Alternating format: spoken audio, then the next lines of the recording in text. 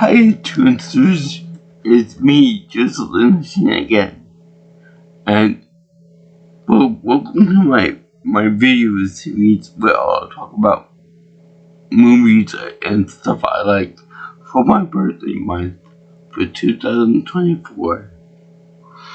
And as such, I shall talk about one of the biggest influences on my comedy stick from the mid-90s, and that would be Tiny Toon Adventures. More specifically, the movie that came out afterwards, during it, called Tiny Toon Adventures, How I Spent My Summer Vacation. And boy, is it very awesome, okay? This is basically a TV show centered around what happens when the Looney Tunes characters like Bugs Bunny, Daffy Duck, Alan Fudd, Taz, the Roadrunner, Wile E. Coyote, Sylvester the Cat, as well as I don't think they had one with the dodo bird, but I'm not sure about that.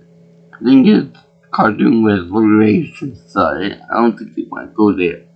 But those big legendary kings of comedy, they would teach the younger generation how to be proper cartoons.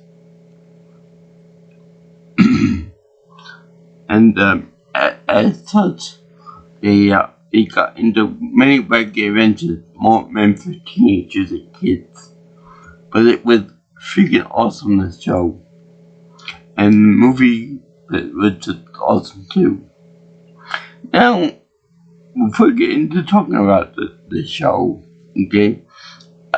Before we get talking about the movie, actually, I should tell you that I love this movie to death.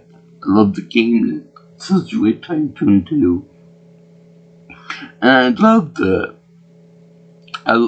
it so much that I was originally going to do it for my summer thing during a long time ago, but I didn't have a chance that I could do it. So that's a poor thing, unfortunately. But now I'm doing it, so yeah, yay for me. Yay for me. This thing is awesome, okay? Now, there are some characters, as well as some voice talent, that I didn't even know existed, that were in this cartoon. Just the movie, Like, for example, they have, Winnie Pig, Hampton's mother, which is played by the same actress does Oh, He's a Righteous Dude from Ferris Bueller's Day Off. And, her name is, A. McClurg.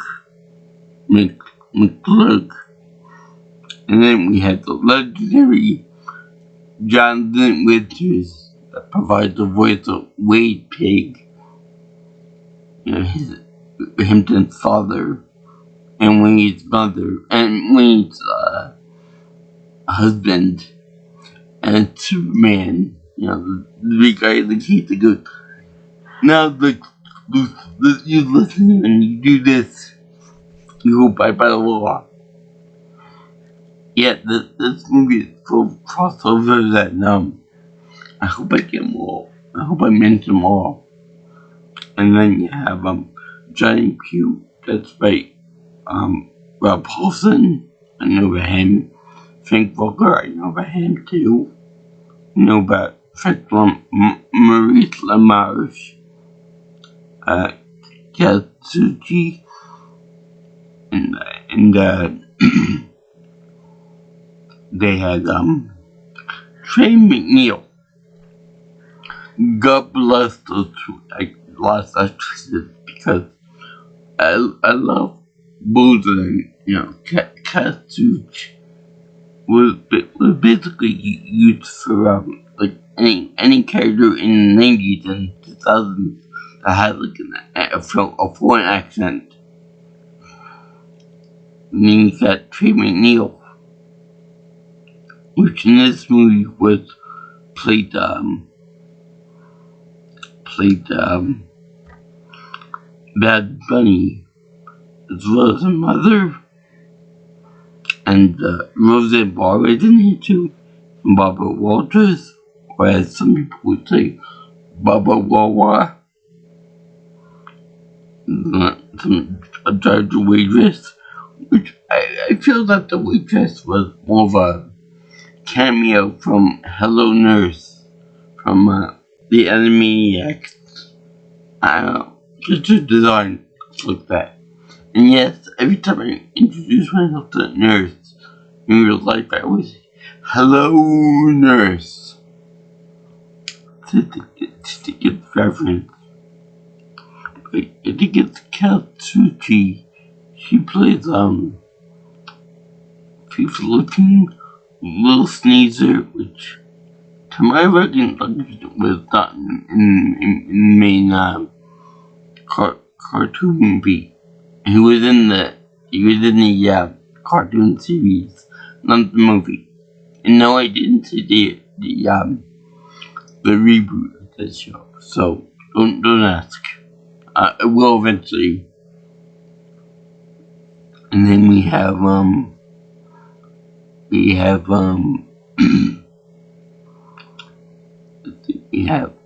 Bubba Wawa. We have the chef. My Rudolph. Now, Trey McNeil is one of the voice actresses that is legendary because she done she did Dead Bunny as well as Mom from the Futurama show, as well as the Crazy Cat Lady from The Simpsons. Now, she has a very interesting range because Bad Bunny does a bunch of comics on that. She does Just Rabbit, obviously. She does, obviously her mother, Lucy Ball too. And she does a bunch of other characters and voices. But she does the most perfect and beautiful, insane laughter I ever heard in my life. She does it for Mom, she does it for Bad Bunny, and I'm sure a few others too. So she's awesome. And they also have Cree Summer, which you probably would know from kids, Conan Kids Next Door. You know, being can't think of the girl's name now, but she's every like Cree's.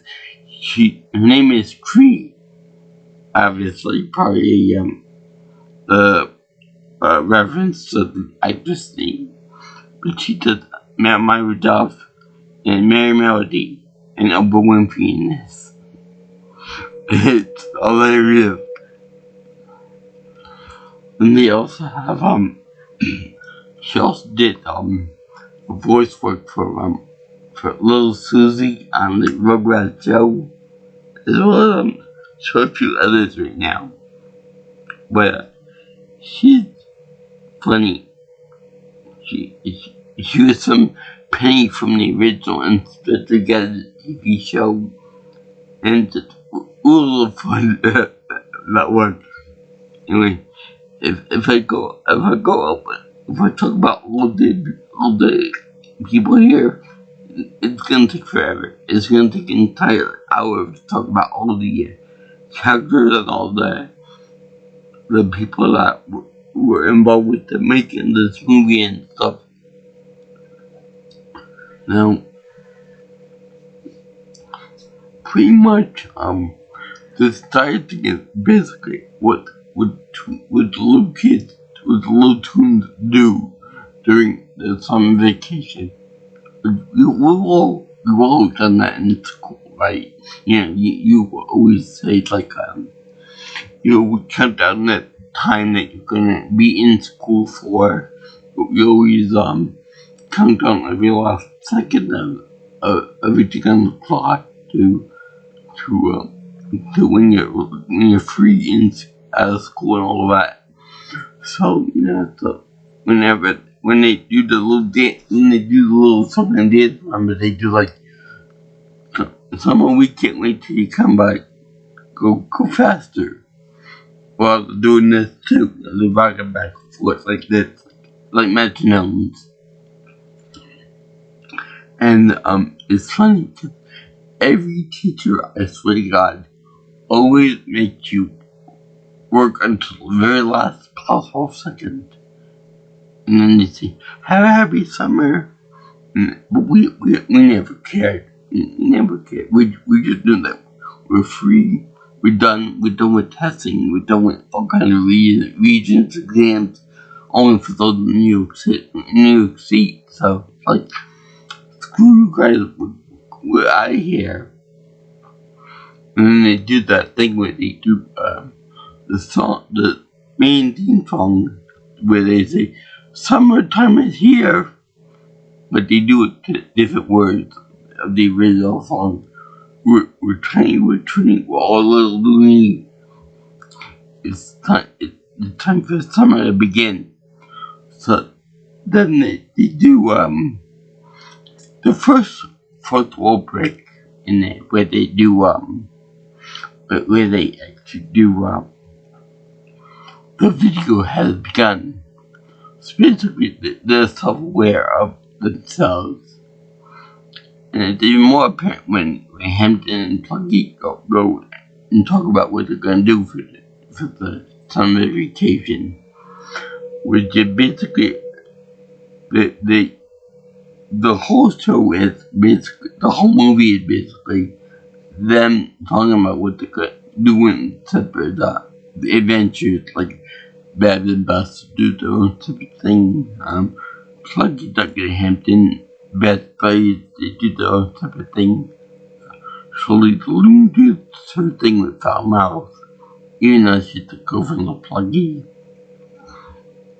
And Elmira hunts more Kit Kats. No, I'm not gonna make that joke. Not for this.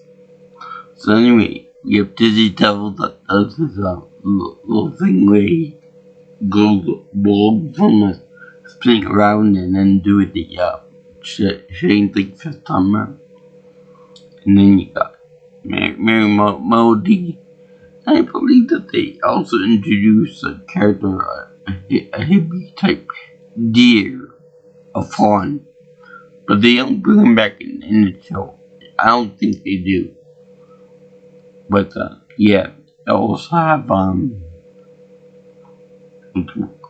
Perfume, which is basically a feminine version of the creepiest cartoon ever made. Pepper Le Pew trying to get laid. That time she's trying to get rid of a guy skunk. Which, to be honest with you, I don't mind this smell of skunk. Okay? Especially because when I was a wee little boy, my father thought it'd be a very smart idea to take a big shotgun and shoot a skunk on our porch. And that wasn't the best thing in the world because the shot actually bloomed outward, so it made the skunk smell. It spread the skunk bits far and wide, so the entire porch was covered in bloody bits that skunk call hell. I ain't mind it. I'm one of the weirdos that doesn't mind foul smells. At least that one. So yeah, there was that. There was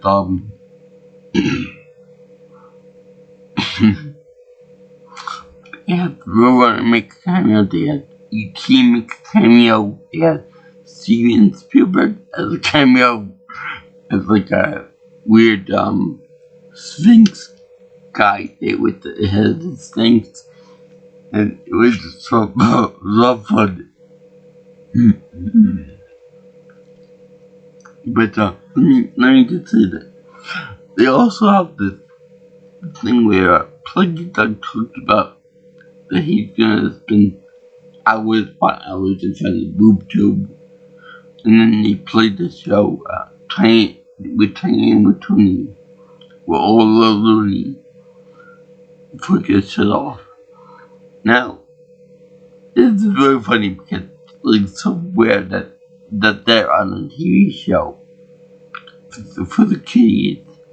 I think they make one more reference to that effect in the show, in the movie, but whatever. this movie just really funny. All the references. They even make a Bart Simpson reference too with this, and they make a Little Mermaid reference too, with a mermaid that looks something like Elmira Duff, which is very creepy, especially because she always murders everything she touches, pretty much. So anyway, we see the first scene in which they have in which they have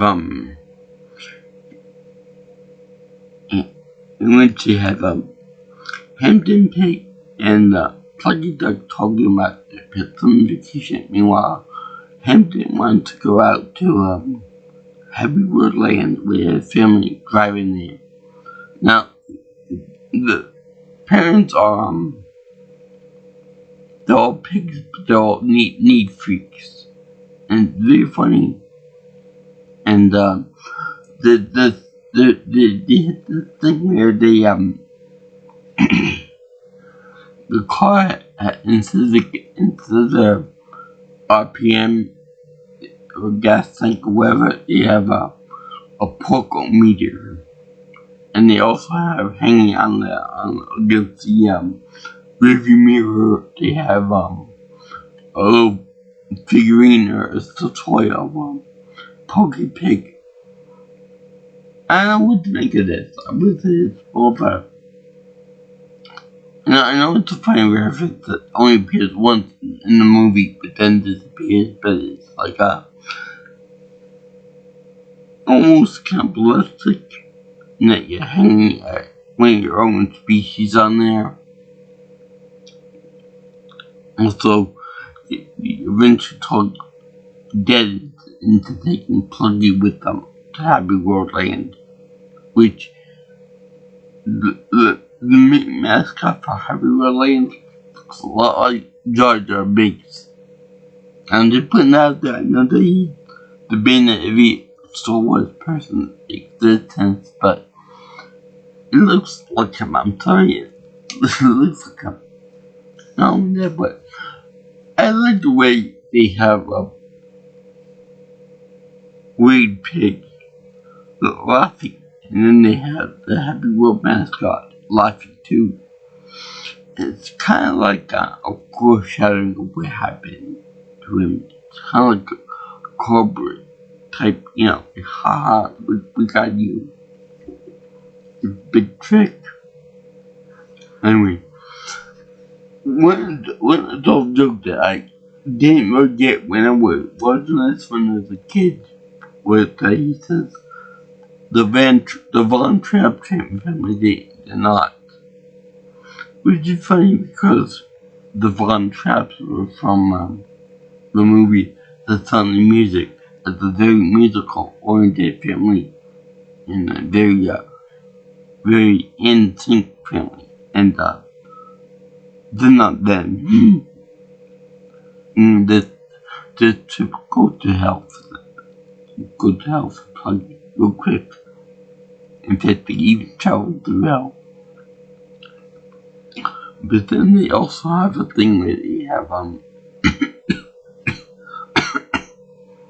Buster and Bugs Bunny with no relation.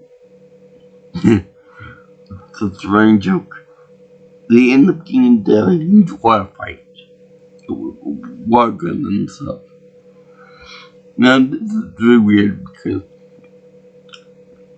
I know trying to bring logic and physics into this cartoon series is a bad idea. Because if I did that, I would go insane. But the funny thing is that when they actually do it, when they actually show it, they actually show Beb sleeping in a bikini on a lounge chair, and they have her do like a window shutter there, and then change it to her on like Pisma Beach or something like that, like a real fancy beach. But then Buster comes around, and Mr. Mischief comes and changes the background to be a poor ice cap. You would think that this would wake her up, but guess not. So he goes into a fridge there, gets some ice water, and then shoots her right in the face with it. To make her go, ah! Into the air, into the stratosphere. Now, this is all good and stuff, good fun, but I would think you notice it, first of all. And second of all, I permit all war gun fights. The safeness, the sound and stuff. But there's one thing I won't permit. Getting shot in the face with a water gun. Because that shit will hurt your eyes. And then there's a vulnerable part of your face. In your head too. So they kind of promote that in this one. But besides that, it's fun. Because as it goes along, it escalates more to the point that she ends up releasing water from a dam, and he ends up releasing a heat blowable volcano, which in turn makes a big tsunami wave. That kind of works out good because that's how tsunamis happen. Big rock slides into the ocean. But the way it happens is kind of not the way it happens in real life. But anyway, I like the way they have the wave appear to open it like a jar to eat up Bad Bunny. Now, before that happened, there's a joke where they went inside Babs' home, her burrow, and you see a bunch of rabbits that are her brothers and sisters. Now, we all know the joke about rabbits that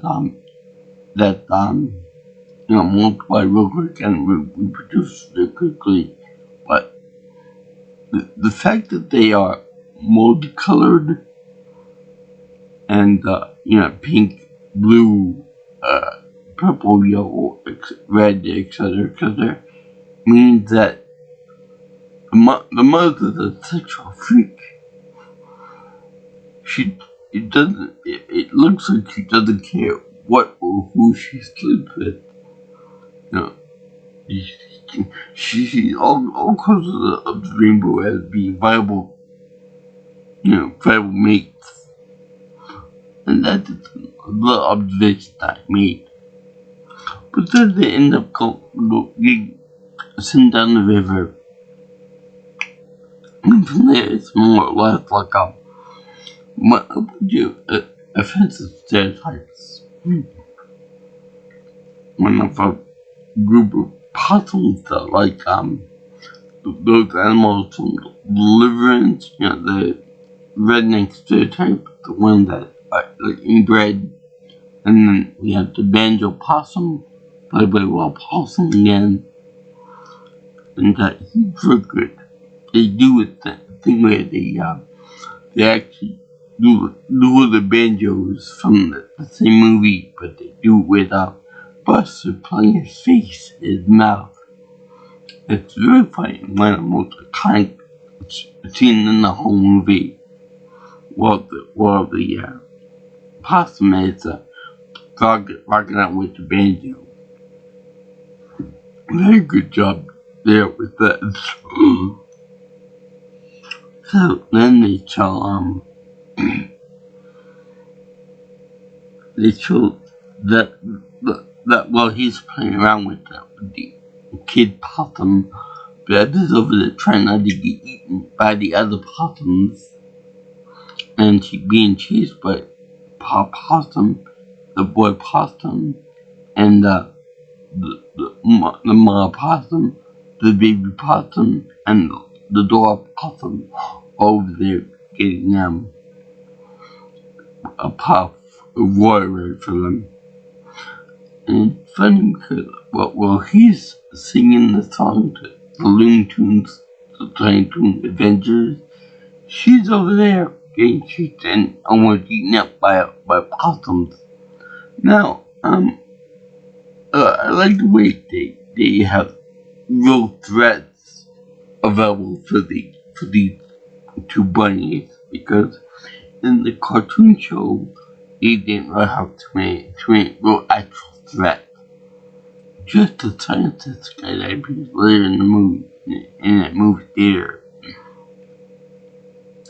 And it's funny because there's no actual threats that these bunnies can overcome using like pranks and cartoon humor, but these possums really do have it out for them. They really do have axes and cleavers and brute force that they can use against these bunnies. And I'm assuming the other people in the Tiny Toon universe too. So they wrapped up with some biking caught in a log.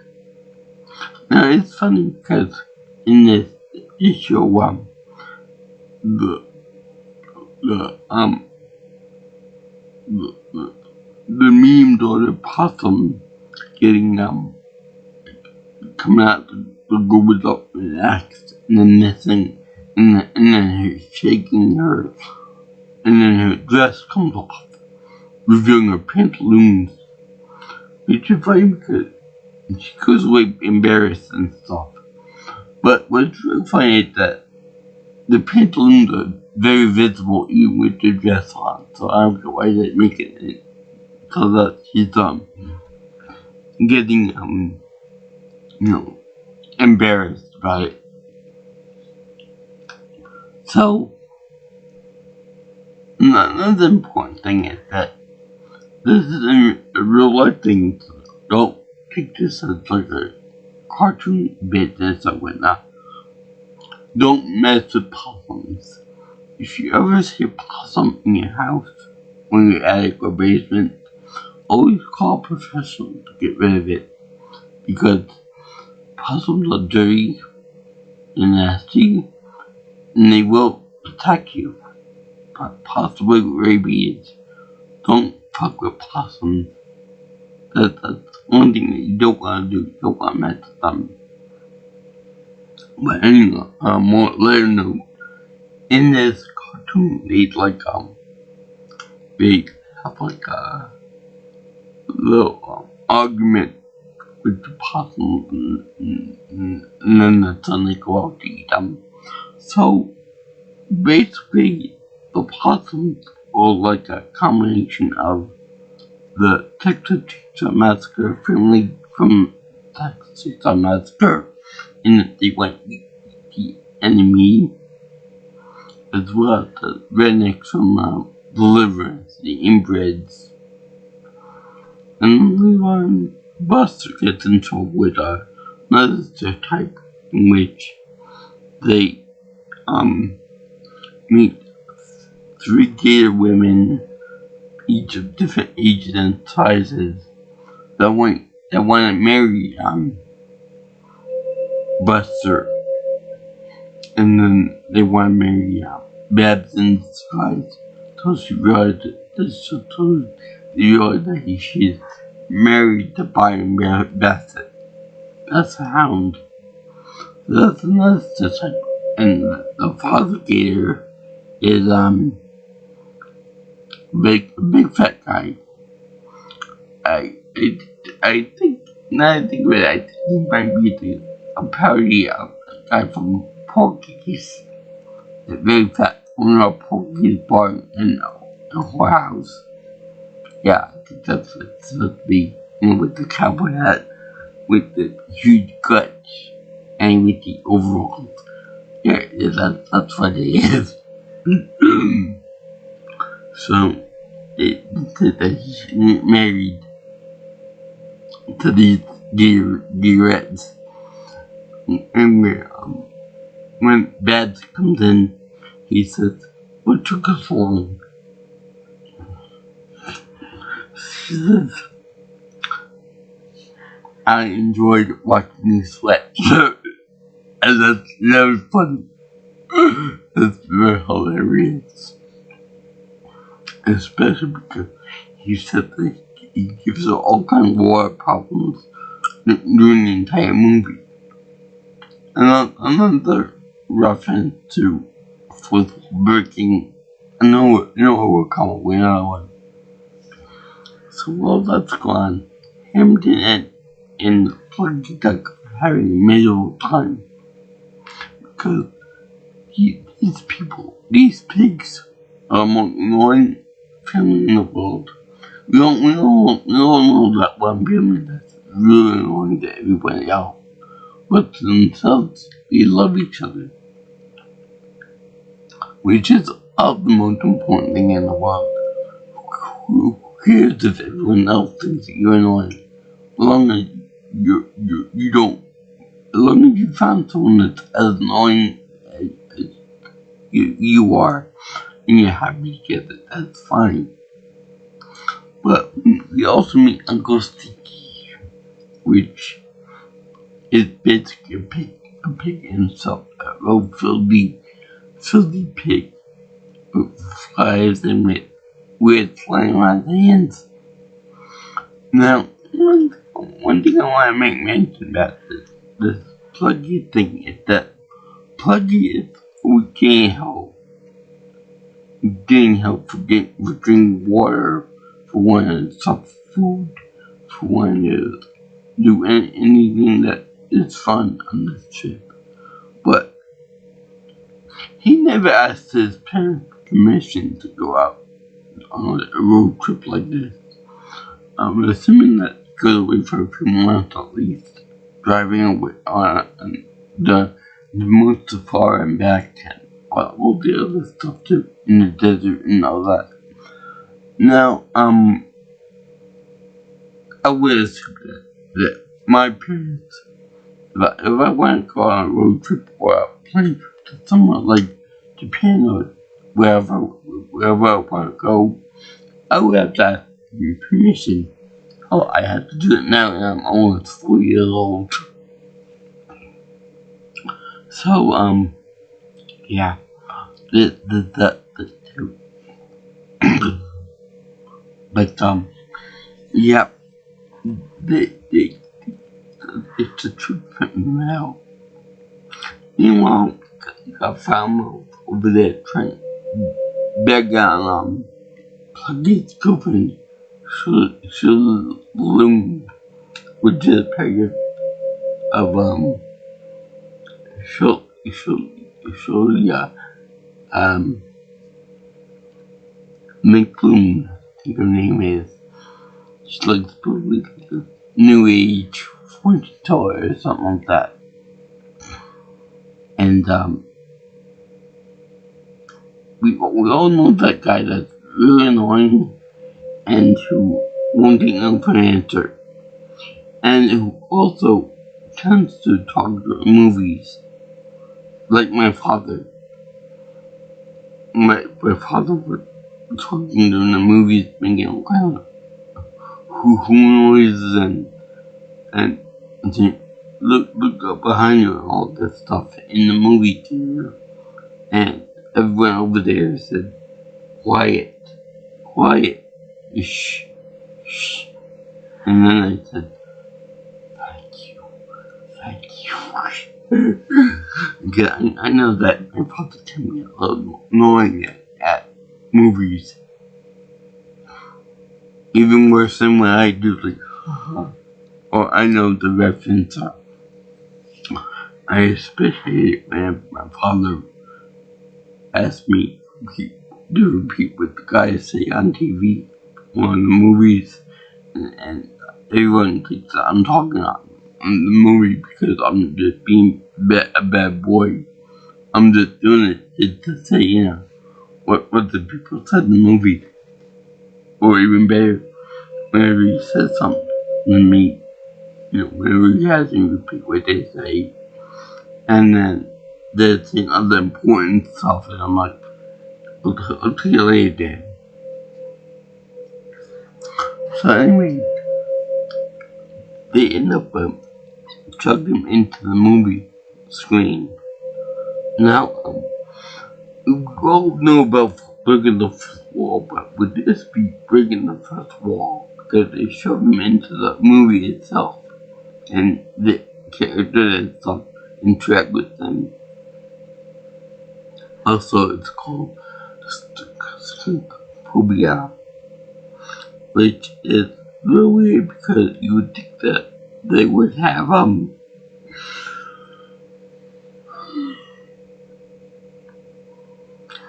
the skunk in this movie looks like the skunk from Fifi LaPune's boy toy, or what you think is a boy toy. And he's just a user and a jerk. He gives a picture to another skunk called Bimbette. That's really not a nice thing to call someone Bimbette.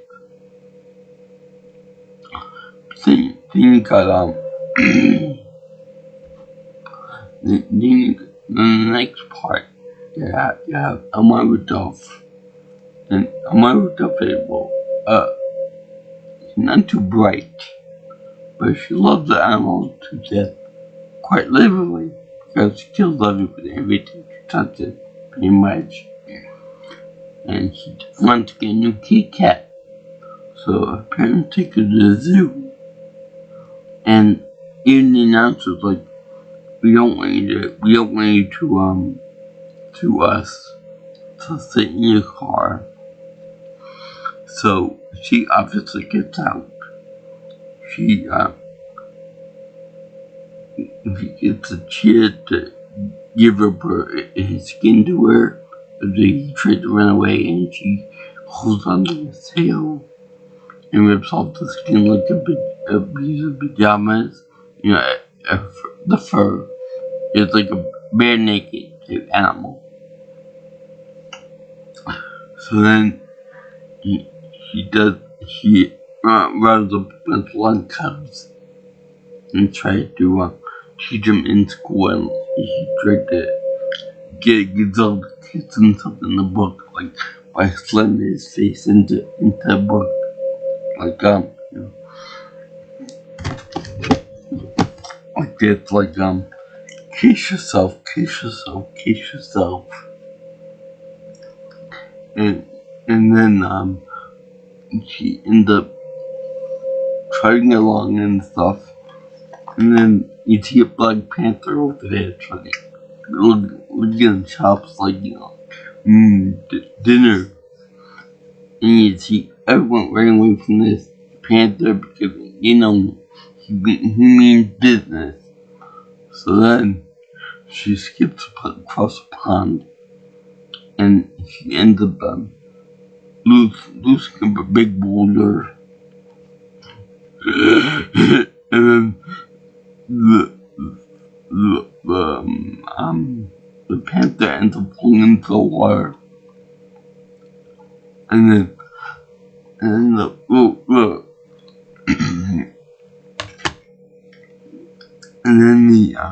Panther ends up going underwater, and the boulder ends up crushing his head into it, but like a regular cartoon, like Tom and Jerry.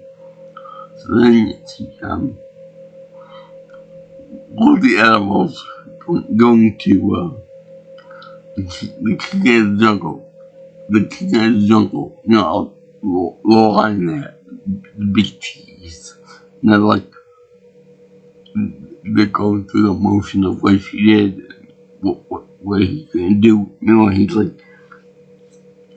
like this, yeah, she's a problem there. So then he uses his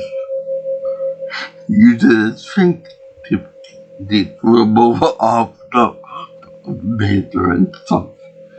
And he shoots the little handcuffs and what happened and all of that. And she's like, no. And then it's like there's over a centaur, which we need when she first ripped the frog the guy. So then okay, there she is. Then she go get Brutus. So as he's trying to get him, it's gonna be all big and tough and stuff. And you know that shit's gonna happen because he's lying. What kind of what chance could look against a big wild lion, especially when he pissed off like this guy is. So he's right into her face. She's like, don't tell me, I know what you want. You want a haircut.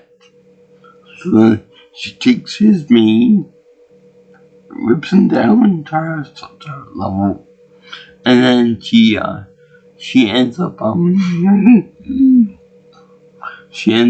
buzzing him and giving him the blood Simpson hair. Simpsons are so retro. So not only did it probably hurt him to get down on the cliff like that, but it hurt his pride. So you see all the animals in the jungle running away from the little terror monster to get into her parents' car, take the parents out of the car, and then they end up running away, and they almost run into Hampton and the family on that trip. It's just so funny. In fact, I think that Wade Pick gets the same look as when he did that in the movie, the animated movie part, I think the BBC of Animal Farm, when Snowball gets attacked by Napoleon dogs. It's so funny. It really is very, very good. I highly recommend this movie. So, so then, the thing with Disney Devil is that he's crying that if he spins in the summer when he sheds, he'll be naked. So the loon said, but then do it for the sheer of spinning. And then he does it, and he's like a naked mole rat. And she laughs her ass off at him, which isn't right.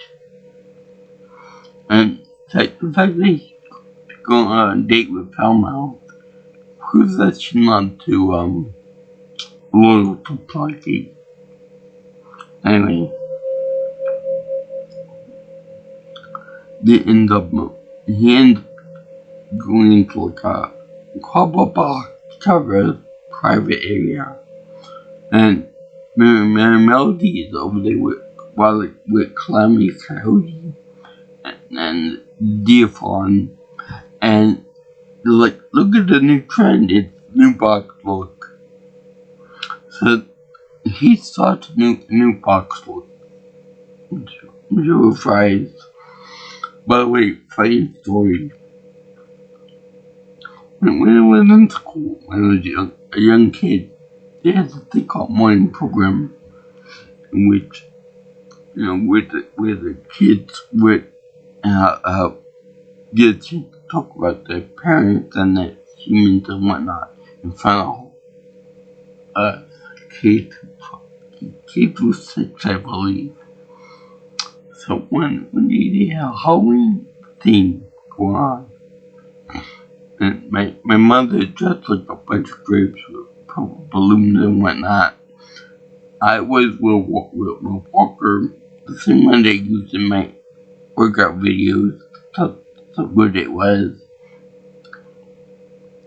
I was dressed like a box of popcorn from movie theater. Back when they had boxes of popcorn. So we had the copper box there. Yeah, we had some popcorn in there. But we had glue in there too. And I was pretty, I was having a good day that day for all the fumes. It was very, very funny. So, in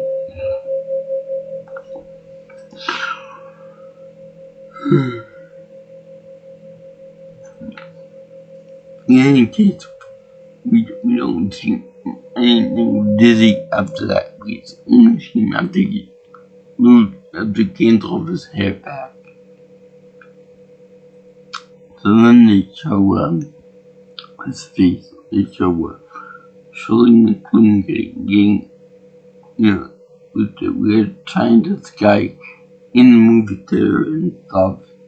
Yeah, I guess he was taking a break from trying to capture the animals and stuff. So anyway, they show they show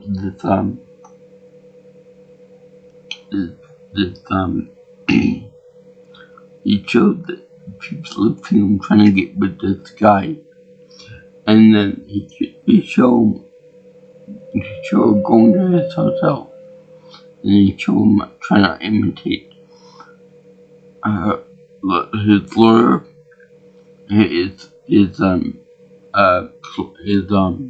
attorney or something, or maybe a producer, someone to get you gigs and stuff. And of course he's a jackass. So it's like, I want to see my client, she's like a weird accent. Good job with her, with Kate Sushi doing an accent to go. Try and do another accent. Good job. So she says, we talk about later things. Then they cut to Roseanne doing a horrible rendition of the song, The Suspect Banner. It's so funny, because then she falls on top of Fifi. And she's like, crying and stuff. That's how I love boohoo, because that's how French people talk. They always latent love for everything. So anyway, well, I don't know how a French person would view this girl, this character. I like Fifi looking. Poor thing, it's one thing for men not to find love, for being a pervert and creep, but it's another thing altogether for a young get to be like that. So anyway, they show her doing that, and she also describes herself as a dish, like being covered up by like old pans and stuff. And she goes into they have a cameo by Arsenio Hall, and then David Letterman, Johnny Carson, Barbara Walters, Oprah Winfrey. Not voiced by the same people though, but voiced by these people to the movie. And they have Superman, and that's his bust and bed from waterfall until he turned ungrateful and he just chucks him back at the water. And it's just so many cameos, so many references to other things. So then we find out that Plucky and the gang become a hitchhiker. And this guy's the hitchhiker from hell because he wears a chaser mask. He's ugly. He's got an aversion to pork. He carries a chainsaw. So he's trying to be like Freddy Krueger, right? Of course, he's supposed to be Leatherface, but with a hockey mask on like Jason Voorhees. So luckily they get rid of him for what they do, and he happens to run across Buster and Bad Bunny after getting off of a ferry boat, like it meant to be ferry boat, surrounded by all the people that they met. The possums, the gators, the evil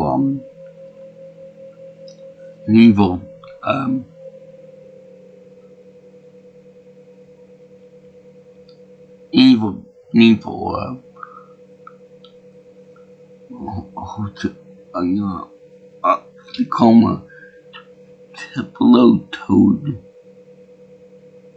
Now, I think I'm trying to think what she was entertaining with rolling down the river. I think she's supposed to be a Tina Turner reference. It did that. That's very funny. Did they do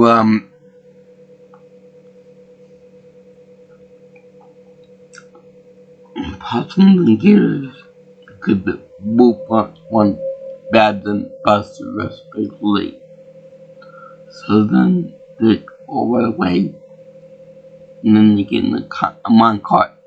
Think like Indiana Jones again, riding a life dragon. But they're being chased by Mr. Hitchhiker. And they go through all the holidays, you know. Like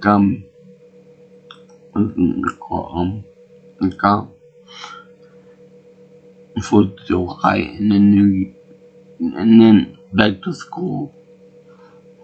It's funny because they don't have money for food, but they got money for supplies for the school. Now, as for the rest of it, until they go into September when they go on vacation. That's not how long some vacation is. Some vacation is from middle of June. I'll get to a funny story in a minute with that. To the end of August.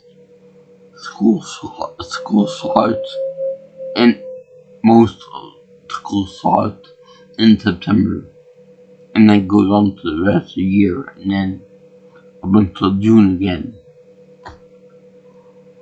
Unless at the university is different or something. So they do that, and then they get rid of Mr. Chainsaw by running into him running off a bridge, and then go into a ravine and kill himself that way. Now,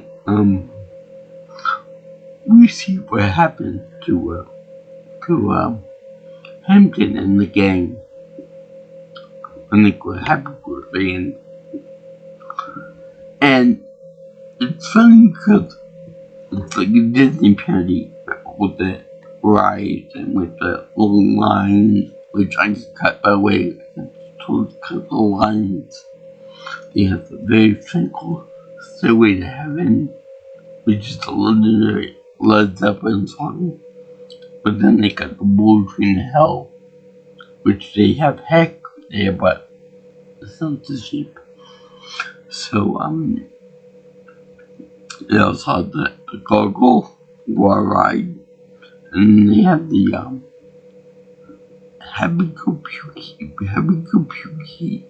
Happy Feet, not the movie, but actual feet.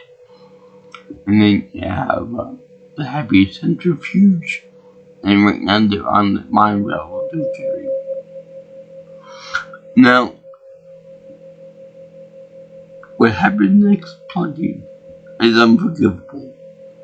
Anybody will be pissed off at it.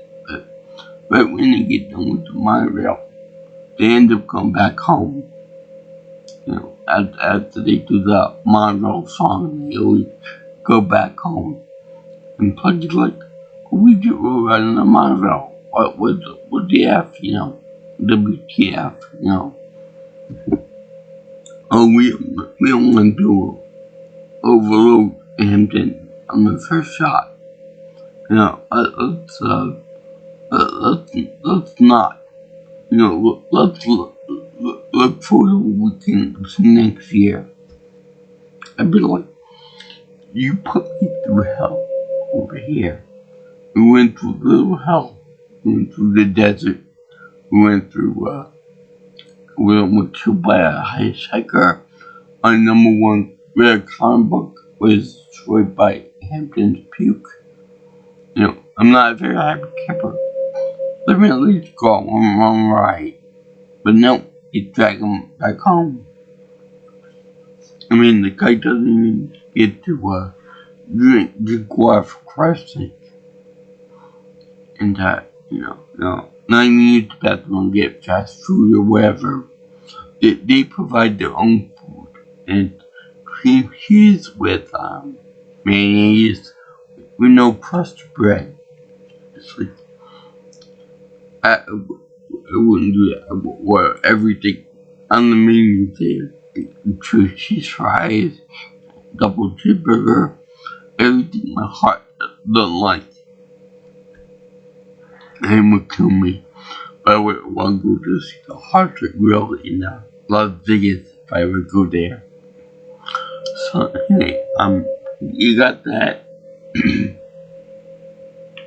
So then you find that, and they go home. I guess it's one day they go home because they appear like in the very early evening, in the very early morning, with lights on and stuff. Now that's more or less like weeks. People used to drive Florida for 2 days. And we would come home like around midnight or so. And it was fun that way. But yeah. It's pissed and ground and everything that is home is away from the hitchhiker and whatnot.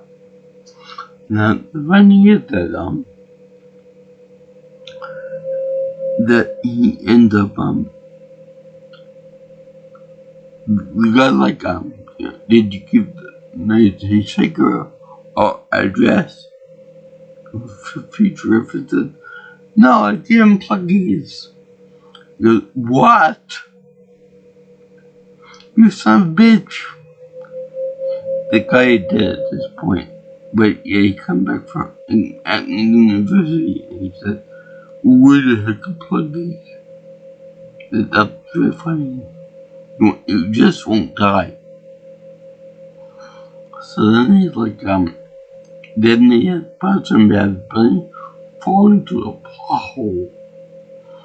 Like we assume for cartoons and stuff. And they happen to go through the same logo that is in the Lethal magazine from the old days of the Dodo cartoon. And then it's the possum, the banjo guy when I go to school there. I remember it. I had him in one of the cartoons as one of the background characters. But I want to say yes, he did, but I don't remember it. Maybe you could answer that for me. Anyway, they have, they don't involve Shirley MacLaine. Dizzy Devil's happy that he got his hair back, his fur, and, the trendy people are like, but the trend's over now. Much like many trends. And whatchamacallit, after Fifi gets pissed off with the guy, with the name,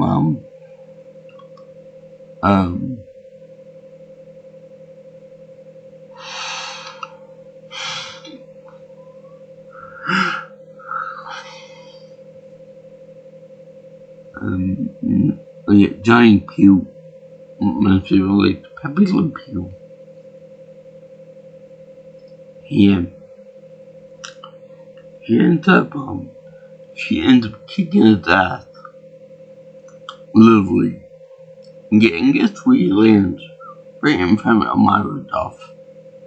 And she's a kitty. So she ends up squeezing him and loving him and throwing him all over the place by the tail. And then next see him in school with like a baby bonnet and a pacifier in his mouth. Quite appropriate if you ask me for his fate. So, and then you see, the only singing the song as they end up getting used to getting back in school, like, all visible, all funky, and all this, because summer's over. You get an extra month off vacation, and you get pissed off. But I think I would be pissed off by Bugs Bunny on the first day of school, mind you, giving out a paper exam. It's like, whoa, let the kids learn something before you give them a test on. Something like that. So yeah, they show up before there. They show Bugs Bunny at the principal there. I think that's it. But yeah, really good movie. Really good show. I think they covered everything. Covered Buzz and Buzz come back. They said head toward the light. Even though they had no choice in the matter, because they were falling on a hole. And they have this part where they have, Pluggy making wish on their breath in the world's largest tunnel. And, if he's holding your breath and saying, I wish I was a happy Berlin, I wish I was a happy Berlin. You wish your breath, my dude. Stop talking, you might do it. And you turn over the colors, green, purple, blue, white, and it blows up right before they get to it. And they take that. They want to wish that they could, they wish about being a happy family together. Which is all important, that they annoy everyone else, but they're happy together. And I mentioned the Dizzy Devil, mentioned Salmo, which he isn't in the movie anymore. Although he gets kicked out of the movie theater. Mentioned Pepe Le Pew, and mentioned Elmer Duff. And I'm just so happy that they have the Possum Kid back as being the good guy, weird friendly, which goes to show that even if your family is weird and cannibalistic, it's still got one good egg out of a bunch. Who's the one putting some effort. Yeah, I definitely enjoyed this movie. it was awesome. I give it my happy face seal approval and help. I'll give the show another happy face because that's awesome too.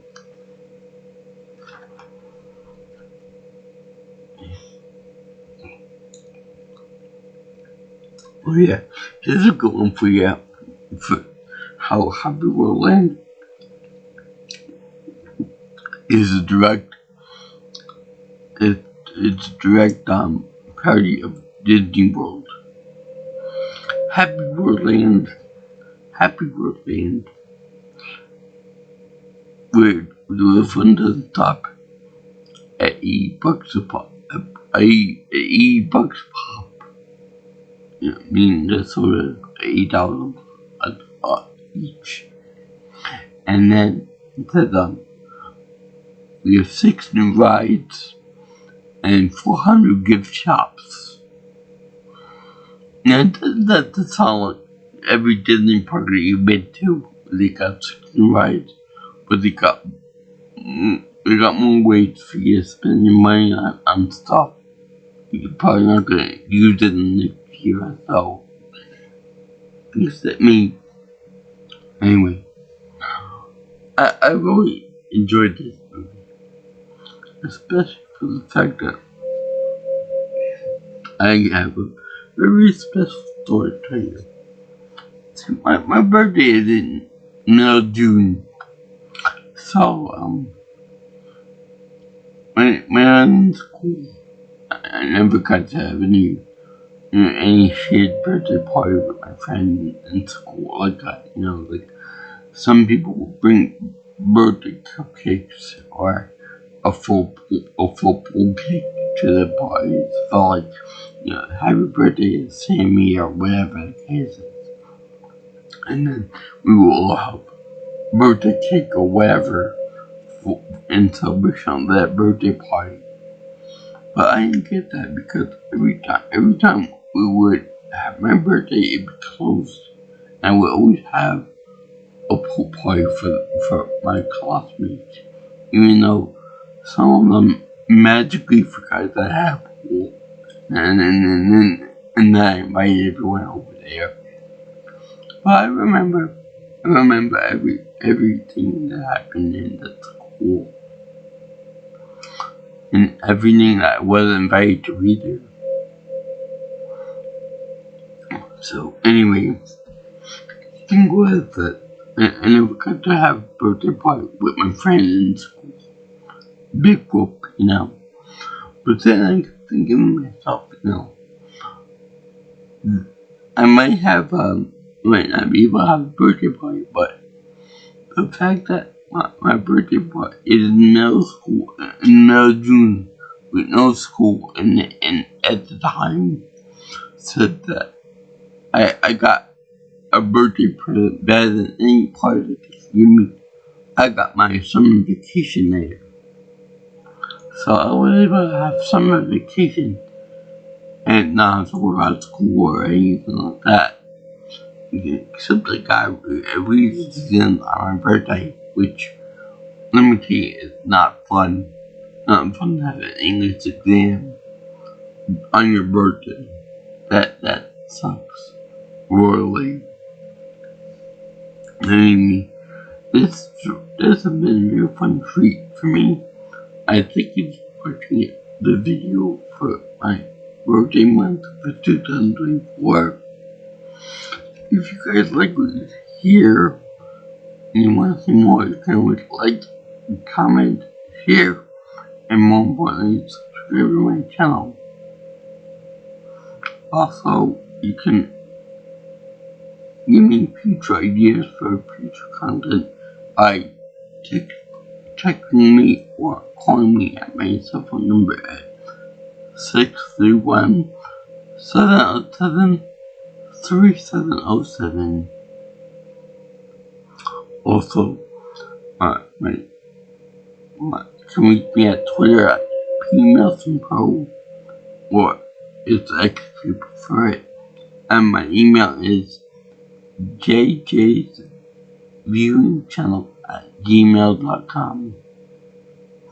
So remember, if all you guys go to Toon that's 10 Acton University to cover the show one day too.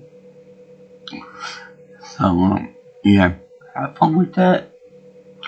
Peace up, my brothers and sisters, and aloha to all you girls that guys in Toon.